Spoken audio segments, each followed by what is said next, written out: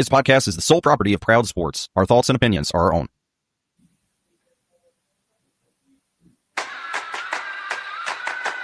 Yeah. They say I walk like a king, talk like a king. You can act around now, say the same thing.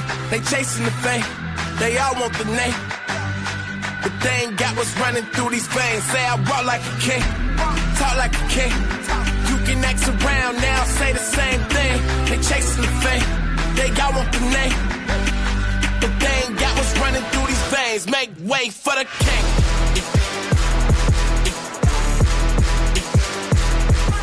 Welcome. It is a live of the Proud Panthers podcast, and I am Steven with you. Thank you for joining us. If it's your first time with us, this is your podcast home for all things High Point University basketball. An evening after they actually just beat UIC in the MTE tournament, the Boardwalk Battle down in Daytona, final score of that game 90-80, and that's actually what we're here to talk about. All of this from our home at proudsports.com, PROWLED sports.com, and you can always follow along with us at Proud Panthers and at Stephen Beck PS on X. As I said, coming off of a victory tonight now in this Boardwalk Battle, headed to the championship game against Incarnate Word later this weekend. And we're going to break down this afternoon's matchup as well as look a little ahead to Saturday's final coming up right after this. High Point University, the premier life skills university, is ranked the #1 best-run college in America by the Princeton Review. Employers value HPU's real-world preparation. Students love unprecedented access to global leaders on High Point's inspiring campus. And parents appreciate HPU's God, family, and country values. Choose to be extraordinary at High Point University. Wake up the Carolina way. Hi, this is Stephen Beck. Starting December 6th, join me for Waking Up Proud. We've got local eats, hot sport takes, and a whole lot of Triad and Carolina flavor. From barbecue debates to big game breakdowns, we've got your Saturday mornings covered. Wake up, chow down, and cheer on. Carolina mornings start here with Waking Up Proud. Saturday mornings, 9 to 11 on WSJS. The morning show that feels like home.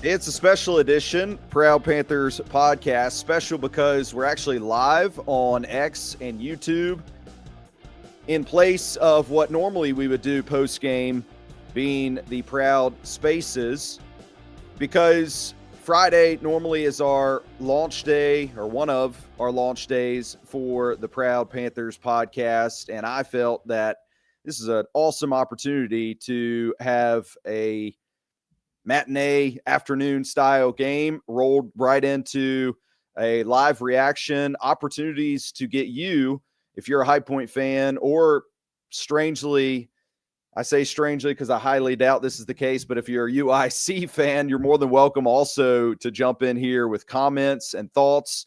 And the best way to do that is just reply on X or on YouTube, and actually I can see the live commentary as we go along here, and would love to have others take, since this is a unique opportunity. But as I said, Proud Panthers podcast, our reaction on High Point's win in the first round of the Boardwalk Battle in Daytona on Baller TV. Somehow we end up in these MTE tournaments with, I say, Bush League sketchy type coverage. I appreciate it in one hand because otherwise I don't actually get to watch the game. Unable to go to Daytona, was unable to go to the Cayman Islands last season. So without these products, I wouldn't be able to see the game. So I do appreciate it from that angle. Where I don't appreciate it, And again, at times, I am somewhat tech illiterate. With Baller TV, I paid $48 for some type of quarterly membership that didn't actually even allow me to get into the game and didn't find that out until it's time for the game to actually start. So now on top of that, I have to pay $5 additional to be able to see the game. And I have a membership to Baller TV for $48 for 3 months that I will never use. And there's no use really to even have it. I'm not an AAU coach or whatever else that they have going on Baller TV. But again, I appreciated it from the angle that I did get to see this game. And for High Point, this game today, it needed to happen in the way that it happened. We needed to win. And I say need because honestly, after UAB, I feel like we needed to prove to ourselves, the team, more than anything, that we could go outside of the Cobain Center and play in a certain fashion. I'm not sure that from tip to end of game, we played in the fashion that we normally would have inside the Cobain Center. And some might actually ask, well, what about the outlier of that first game against Furman, it being in a neutral site? It was outside of the Cobain Center, away from campus. What about that game, Stephen? I feel like that game is a bit of an anomaly right now because it was the first opening game of the season. There was so much pin-up things that could just finally release at that opening matchup that doesn't necessarily equate the rest of the season. There's players that have been waiting the entire offseason to go against somebody else. They've got a brand new coach realizing that this is Coach Clayman's first regular season game. And they also had been studying Furman for weeks upon weeks, knowing and hearing different commentary and seeing them and what they had done the season before. And so that whole game of Furman and how we just sprung out of the gate is a little bit of an anomaly for me. So this game today, after having gone on the road against UAB and not really living up to the expectations, I think, for anybody, this game today, in my opinion, had to happen for us to prove to ourselves, and I really mean this for the players, that they can get the job done outside of their own home floor in a very stale environment, honestly.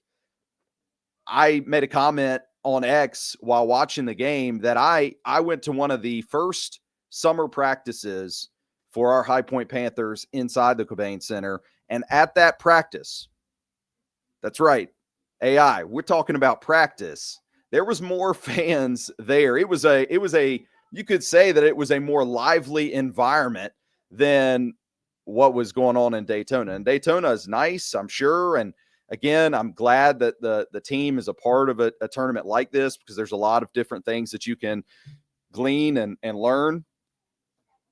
But from just the standpoint of having fan support and a lot of energy in that arena, it's like a cavernous black hole in there that these guys had to will themselves, their own energy and their own impacts to get this outcome that we got this afternoon. I am happy to see that our three-point shooting also came around in this game. And for Chase Johnston, he shot 50% from three. I know that when he is clicking, this offense can be that much more deadly. You could probably get away with saying that when the three ball in general is that way, you'd probably end up with the same result, that the offense just ends up forcing the opposing team's defenses to do a lot of things differently. But I think in particular with Chase, because of his leadership, because of how I feel he doesn't get deterred from his plans, he'll keep shooting. I know that it was stated multiple times in the broadcast today that he hasn't attempted a 2-point bucket. I feel that seeing him actually get some of those to fall can somewhat give additional impacts to the other players that may not be as quick on that trigger. A better way to put that would be if other players are seeing Chase drop these threes even after missing 4 or 5 early ones like he did in this game. I think for a guy like Scotty, that will help him realize, okay, Chase has been in the system for over a year. He had Coach Klayman with him last year. He's in the starting lineup. He's not as scared to let it fly. Maybe I can play my game and not be too afraid or too concerned. And so I like seeing Chase get into a rhythm because I think it produces a lot of different results that we don't go to first just like that. There is an interesting dynamic between Scotty and T5 Terry Anderson now. Starting with our game against Canisius earlier this week, the switch was made to put Scotty coming off the bench and Terry into the starting lineup. I don't think that change has really worked out the way I would like to see it yet. You would think having Terry, Cam, and Owen on the floor together, length at the 3-4-5, rebounding would not necessarily be something that we just have a clear advantage on, but you would like to think that rebounding would be something that we would be very competitive in, at least hold our own. Both games, though, Canisius and again this afternoon against UIC, we got out-rebounded. And Coach Klayman has said very clearly, I know I agree, probably most High Point University fans would agree, that if we could just figure out this rebounding deal, we would be a difficult team to beat. I said it before. The staff has told me numerous times, so I know that it is one of their key elements that they're telling the guys on the team. We don't want to be a make or miss team. We don't want to be just a one and done. We make it, we're really good. We miss it, no chance of winning type team. And rebounding is an element to that. So you would like to think that Terry being in that starting lineup gives us a better shot at that. So far, that hasn't worked out for whatever reason. The other element to it is that I think that Terry, who was somebody along with Conrad that I felt like earlier this season, when those guys came in off the bench, a spark, immediate spark would occur, giving us an extra gear. And I haven't seen that same type of play from Terry now that he's in the starting lineup. Conversely, though, Scotty Washington has had his best 2 games of the season back-to-back coming off the bench. And I had detailed that as well, that different players react differently to being in the starting lineup, coming off the bench, how many minutes they get.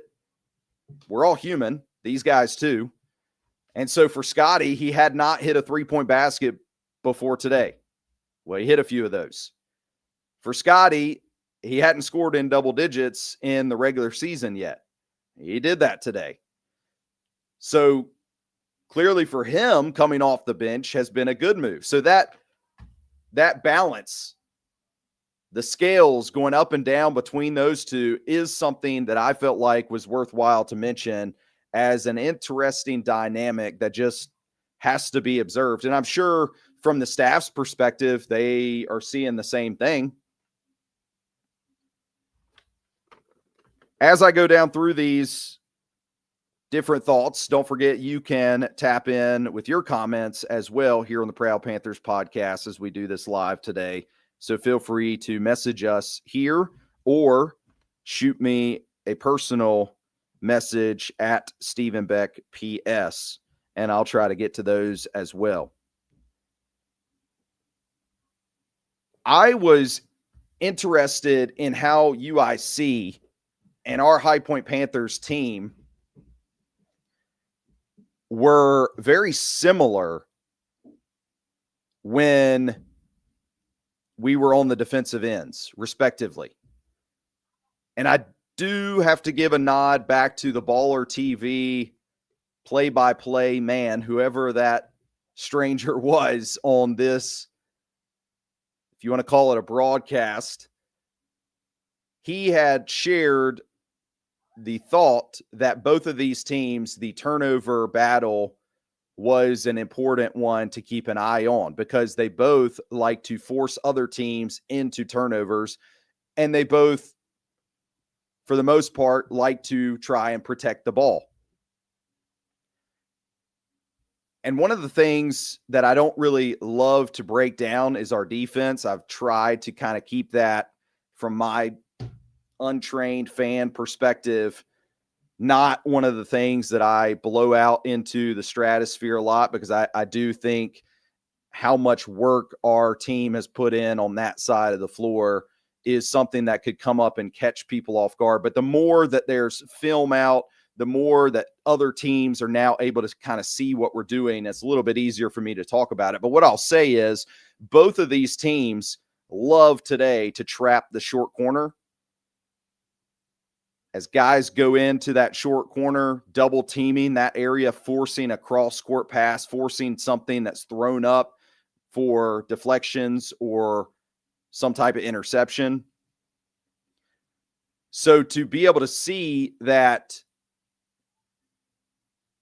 UIC had this same mentality and we were able to overcome that ourselves is a good thing, because I don't think that's a super easy defense to go against.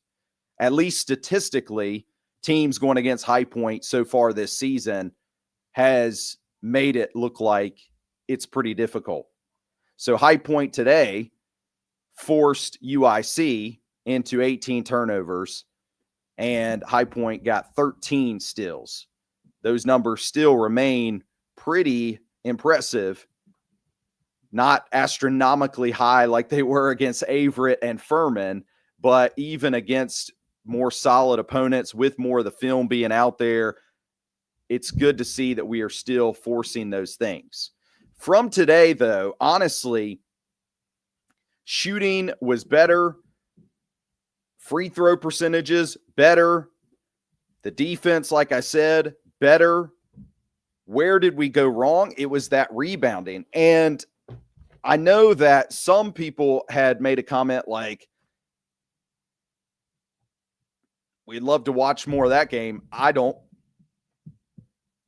That game was set up to be one of those for me that, like I said, we had to prove to ourselves we can win this in this type of environment, this type of situation. But the longer that it would go on, I was not overly comfortable with us being able to hold up the lead that we had, we'll say, squandered a few different times. So I'm happy that we were able to pull that game out in that environment, considered that at times we weren't playing our best basketball as well. The only other real element that I wanted to bring to the forefront after High Point beats UIC 90-80, and we're doing a recap here on the Proud Panthers podcast, is three other players. The first would be Babacar Diallo is a player for me that secretly needs to be in the game a little more often than the way the season started for him, and his minutes have been trending upward. The real reason why I like Babacar's game is because he is a defensive first mindset. He doesn't really care to score the basket at all. He would rather make the plays, the gritty things that have to get done. And I think because we have so many other players, if you have a Chase going off for 50% from behind the three-point arc, or on another night, it might be a Braden Hassan. Cam went off today, and we're going to talk about him shortly. Rob really didn't have quite the high-octane offensive day today that he has sometimes. Now, from the point guard position, he had his share of assists, which is good to see, but I'm more talking from scoring and points right now. But when you have so many of these other elements to the offense that are as good as High Point has it in the depth department, a player like Baba doing the other things, making it difficult on the other guards to get into a rhythm because of his length and he can guard them, coming up with deflections and steals and other little elements. I like seeing him come in and play that type of role off the bench. J.I. got some early run in this game today, and I knew with it being a tournament setting, our staff would be looking to lengthen the bench a little bit. They do play Incarnate Word coming up on Saturday, so you're talking about a Friday of some light shooting, some walkthrough stuff, but keeping legs fresh in a tournament style just like this MTE is important. So it was good to see J.I. out there early. And if you just rewind back to our offseason as a Panthers fan, remembering that Bodo departed for Baylor, we hadn't seen Owen Aquino in action yet. We hadn't seen Cam Fletcher in action yet. We don't know who Caden Miller is. He's a freshman. Really, the known commodity that we have down low is Josh. And the start to his season, the start to his even summer practices haven't gone the way that I would think anybody would really expect. Most certainly probably not what J.I. would have thought. And I'm happy to see that today he was very active. It looked like he was trying to fly around some and get out there and give energy. And that's exactly the way to get back into the lineup and garner some more minutes, is to fly around, try to be as active as possible. We don't need you necessarily to do very stylistic point scoring. We need you to get the rebounds right now because that is a challenge, obviously, for our team. And so I also bring up J.I. as somebody to watch. My final player, though, and real last thing reaction-wise from this game today, 90-80 win for our Panthers team, beating UIC, was in Cam Fletcher. Cam Fletcher, I just don't know, man. I'm somewhat amazed his 27 points today, other than coming out from the gate, starting hot from three, he hit probably two or three threes real early prior to maybe even the first media timeout in this game. Other than that time, if I just sit and try to relive his 27 points in my mind, so I just said maybe 9 of those points. Where did the rest of them come from on 9 of 12 shooting? 7 of them came from the free throw line. So he went 7 of 7. That is fantastic. But his game is so fluid to me that it is somewhat amazing. I don't understand where the points come from. And that is the type of talent that Cam Fletcher has. He doesn't really even have to dominate time of possession to put up his share of the points, 27 spot. So it's good to see that Cam was able to do his thing on the box score. Like I said, from other guys, Scotty having his best game of the season. Rob did his thing, wasn't as splashy because it was on 4 of 12 shooting. But we did, like I said, what I felt like we had to do to prove it to ourselves that it is capable of doing outside of the Cobain Center in a space that was very stale.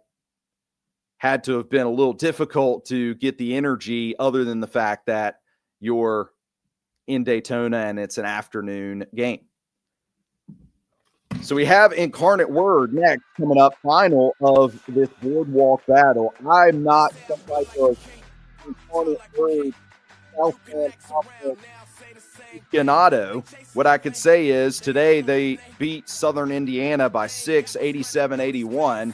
With a Davion Bailey scoring 25 points. My hope is in this quick flip for us, we'll have a Toothsayer article out on ProudSports.com to help everybody know our foe for this next one.